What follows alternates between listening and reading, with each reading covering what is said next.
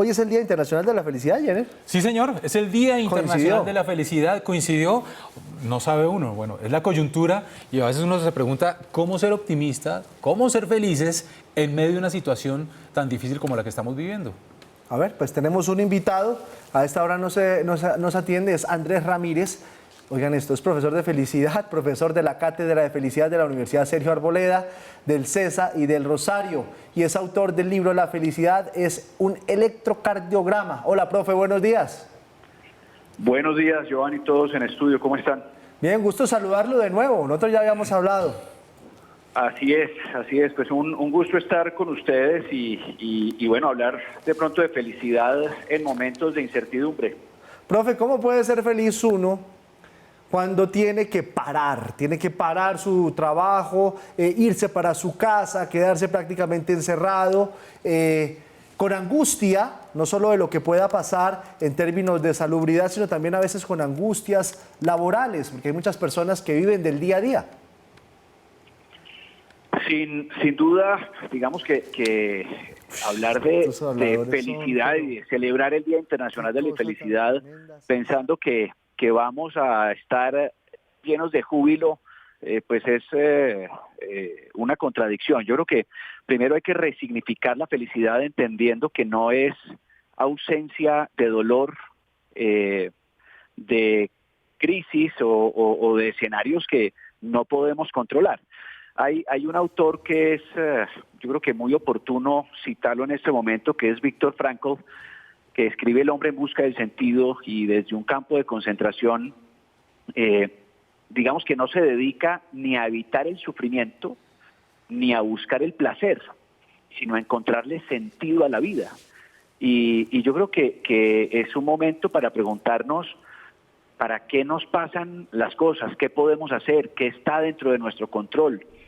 Y creo que la situación sin duda es angustiante, pero con unas condiciones menos extremas para la gran mayoría que un campo de concentración. Sí. De manera que si Frankl encuentra sentido a la vida en ese escenario, en donde no solamente hay situaciones complejas, sino total indignidad en el trato al ser humano, creo que todos podemos hacer algo en donde le encontremos sentido a esta situación. Y para muchos, quienes eventualmente podemos tener mercado en la casa, que no dejemos que situaciones como la ansiedad, como la depresión, como la violencia, que puede generar el encierro y la misma angustia, maltratando a quienes más amamos, que es con quienes estamos, nos coma. Yo creo que tener rutinas, dedicarle espacio al ejercicio, a la lectura, a estar en familia, pues es fundamental en este momento.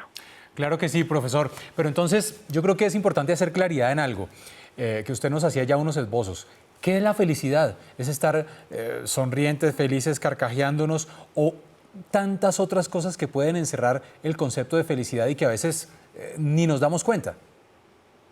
Mira, para mí la felicidad tiene más que ver con un constructo, un estado de ánimo, una decisión y no una emoción. La alegría es una emoción, el miedo es una emoción, la ansiedad es una emoción y uno puede experimentar felicidad con la emoción de la rabia, de la tristeza o de la ansiedad. A veces no entendemos para qué son las emociones y rápidamente hablando de 4 emociones básicas, la alegría nos dice que algo que valoramos está bien. El miedo nos dice que algo que valoramos podríamos llegar a perderlo. La rabia nos dice que algo que valoramos es tratado de manera indigna, es pisoteado. Y la tristeza nos dice que algo que valoramos lo perdimos. Entonces la emoción nos cuenta un montón de cosas y no necesariamente nos obliga a reaccionar. Ejemplo, sentir rabia y pegarle un puño a la pared. La rabia no nos obliga a pegarle un puño a la pared. Esa es una decisión. Y por supuesto que si bien la felicidad es una decisión, la infelicidad no lo es. Es decir, las personas no eligen ser infelices. Y creo que a veces expresar que la felicidad es una decisión y no aclarar que la infelicidad no lo es, pareciera que la persona que es infeliz, aparte de infeliz, es responsable y culpable de su propia infelicidad. Y creo que en este constructo se trata de entender, por un lado, un entorno, salud mental. Fíjense que ahora hablamos de lavarnos las manos, ¿no? Higiene física. Y yo creo que es un momento para lavarnos la cabeza y tener higiene psicológica y lavarnos un montón de pensamientos que nos están haciendo daño. El 70% de lo que imaginamos nunca jamás sucede y creo que la tendencia humana es a tener pensamientos negativos y experimentar el peor escenario en la cabeza, no en la vida real. A veces no entendemos muy bien, digamos que la necesidad de tener higiene psicológica y centrarnos en temas como la gratitud, como ver cómo podemos hacer algo por alguien que esté peor que nosotros. Sí, qué buena frase esa. Lavarnos la cabeza, hacernos higiene psicológica. Profesor, cuando Giovanni hacía la presentación, nos hablaba de que usted es autor del libro La felicidad es un electrocardiograma. Yo me he hecho varios, Giovanni. ¿Qué? ¿De electrocardiogramas? ¿En serio? Bien, sí, me ha ido bien. O sea, hay que estar tranquilos. Usted no dijo eso antes de entrar a trabajar, ¿no? No, lo dije. No sabíamos. No, pero ¿Tiene problemas del corazón? No. No, para nada. ¿Sentimentales? No, tampoco. Okay. Estamos bien. Está bien. Estamos felices. Profesor, explíquenos ese símil. Felicidad como un electrocardiograma. Pues eso fue visitando a un amigo en un hospital, en una situación terminal. Y yo fui a quejarme y me dijo, lo felicito. Y yo le dije, ¿cómo que me felicitas si estoy quejándome? Y me dijo, está sintiendo, está vivo. ¿Y a deporte no lo tenemos? El electrocardiograma nos dice que hay altos y bajos. Y en la vida hay altos y bajos. Y creo que es fundamental entender que en la medida en que experimentamos todo en la vida, alegría, tristeza, frustración, emoción, esperanza, decepción, estamos vivos. Cuando el electrocardiograma muestra la muerte, pareciera que es una sola emoción y nadie experimenta una sola emoción. De hecho, los seres humanos, entre otras, no somos monoemocionales. Uno experimenta múltiples emociones. Ejemplo, si estamos enterrando a alguien, a un familiar querido, uno siente mucha tristeza, pero a la vez puede sentir mucho alivio porque esa persona estaba sufriendo. Uno puede experimentar tristeza porque pierde a su pareja, pero a la vez otra cantidad de emociones distintas. No somos monoemocionales, somos complejos. El ser humano emocionalmente y relacionalmente es muy complejo. Sí. Profesor Ramírez, estamos en este momento de un aislamiento, por supuesto voluntario, pero ya sabemos que los adultos mayores no van a poder salir, nos vemos probablemente enfrentados a una posibilidad de que tengamos que estar definitivamente aislados. Cuando estamos en un mismo espacio, cuando estamos con nuestra familia, que a veces no aprovechamos tantos esos espacios, ¿cómo lograr ser aún más felices? ¿Cómo potenciar esas... Con paciencia, le tengo la solución. Con paciencia. No, pero además no, profe, sobre todo cuando uno está casado. No. Con paciencia. Claro, los hijos que usted los va a tener todo el día, diálogo, en fin, paciencia. ¿Cómo potenciar eso cuando vamos a estar mucho tiempo en un mismo espacio? Vean, hay algo que tal vez Giovanni creo que mencionaba y es la necesidad del humor, ¿no? Hay personas que con mucho humor me han dicho que en este encierro han descubierto que su señora tiene bigote, ¿no? El humor es fundamental. Yo creo que debemos, por un lado, centrarnos sobre lo que tenemos control. A veces, cuando enfocamos y dedicamos mucha energía en lo que no tenemos control, pues no solamente nos enloquecemos, sino que nos desgastamos profundamente. Entonces, concentrarnos en lo que tenemos control, en lo que depende de nosotros. Y sobre esto podemos hacer algo. Es esa frase de Confucio: si esto tiene solución, no te preocupes, y si no tiene solución, no te preocupes, pero enfóquense en lo que depende de nosotros. Una buena alternativa es mirar de alguna manera desde la distancia, es decir, como observando como si fuéramos un águila o ahora han salido una serie de cosas interesantes en memes y en reflexiones de qué le vamos a contar a nuestros nietos de este momento. Yo creo que en la historia reciente ha habido 3 momentos muy, muy importantes en la historia. Uno es la caída del muro de Berlín en 1989. La segunda es la creación de las W en 1991. La tercera es la caída de las Torres Gemelas en el 2001.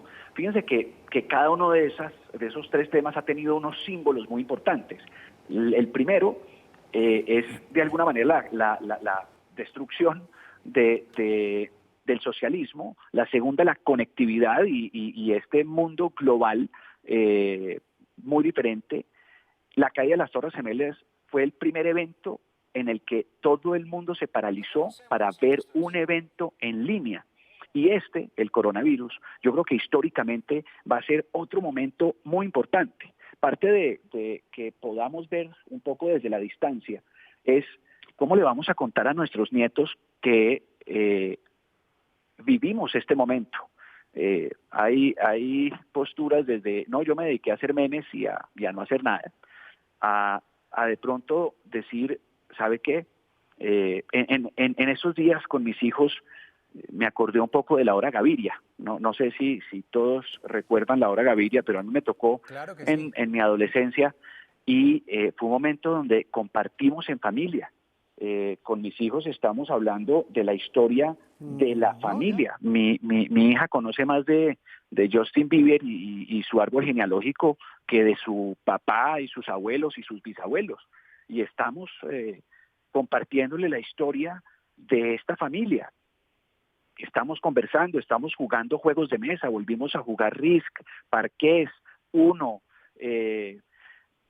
volvimos a estar juntos y creo que es un gran momento para estar en familia, para el diálogo, para las historias, para recordar tradiciones, para contar mitos, leyendas y estar juntos, ¿no?